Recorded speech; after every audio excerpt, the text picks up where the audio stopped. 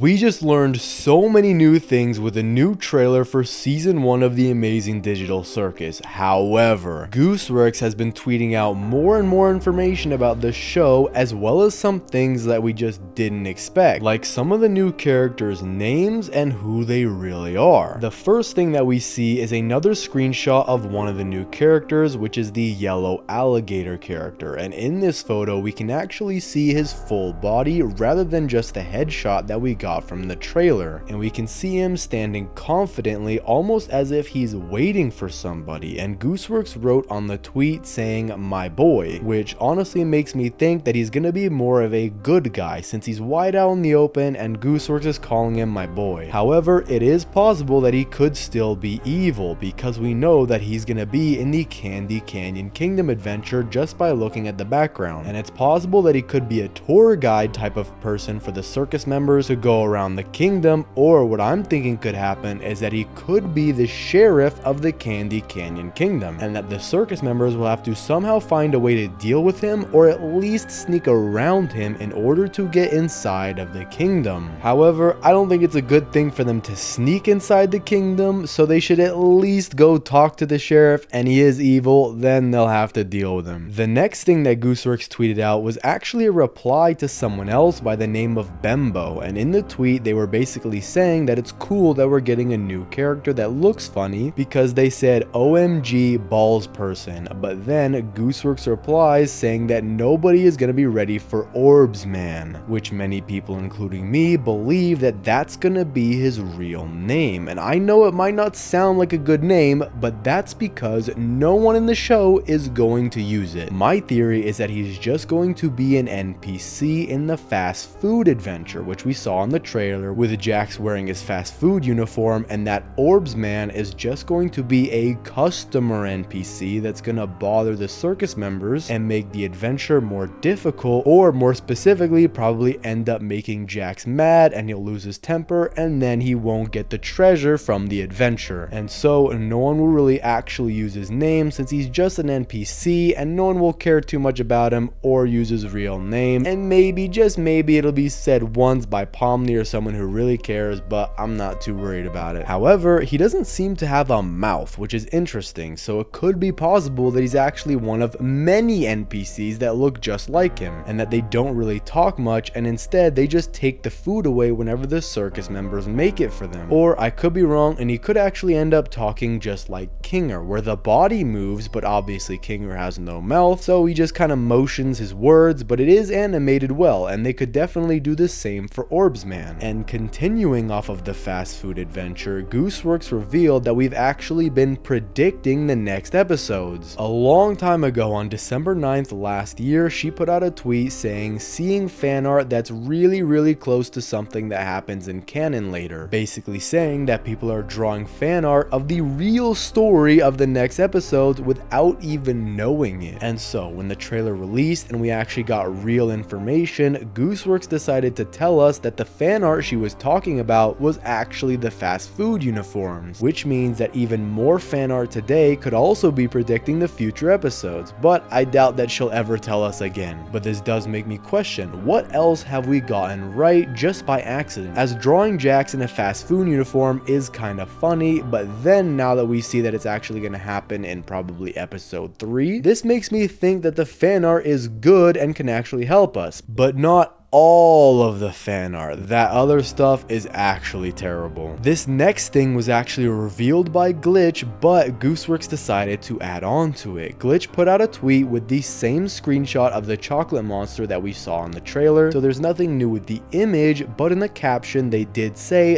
"This is Fudge Monster, he's made out of fudge," which makes me correct myself, because previously I thought he might just be an alligator type monster and that he just lives in a chocolate lake and he's drenched in it. But apparently, since he's made out of fudge, then all of his body is literally just oozing chocolate, which makes me think even further, does he have any skin underneath all the fudge? Or since he's just made out of fudge, is he a straight up chocolate blob? That would be really weird to think about, because if the circus members were to have to kill him to enter the Candy Canyon Kingdom, what would they do? Would one of the characters just straight up try to eat him? We can see that the fudge monster does have teeth. However, if he's made out of chocolate and candy, as his teeth are candy corn and his eyes are jawbreakers, then why not just eat him back if he tries to eat the circus members? What's the worst thing that can happen? We know from the pilot episode that they can't really eat anything and instead only get the sensation of eating, because Kinger decided to be a nerd emoji and point out at the end of the episode to Jax when Jax says, "I can still be hungry," and Kinger said, "Well, not really, because we don't need to eat, drink, or sleep in this digital world, so the digital food here only gives off the virtual sensation of eating without any of the nutritional benefits," which may mean that they could actually have the ability to eat as much food as they want and it'll only taste good to them but not make them full, since they would really just be eating pixels. But we also do know from Gooseworx's reply that he never gets enough, which probably means he will definitely try to eat the circus members to protect the Candy Canyon Kingdom, and hopefully the circus members will be smart enough to eat him back or at least use a spoon to kill him. And another thing that's actually interesting is that Kane may or may not have a wife. A lot of the kids animation channels who like to make stuff up for their own stories using the Amazing Digital Circus's characters have used Kane's wife as a main focus point for many of their videos, but now it might actually be confirmed by Glitch. In the trailer, they basically begged for people to buy merch so that they can continue to make the show, as the animation is very expensive. However, in one of the promo videos, they decided to be a little bit edgy by having the Kane and Pomni plush with Kane smacking Pomni and saying, "Ahoy Pomni, I've overdosed on ketamine and I'm gonna die.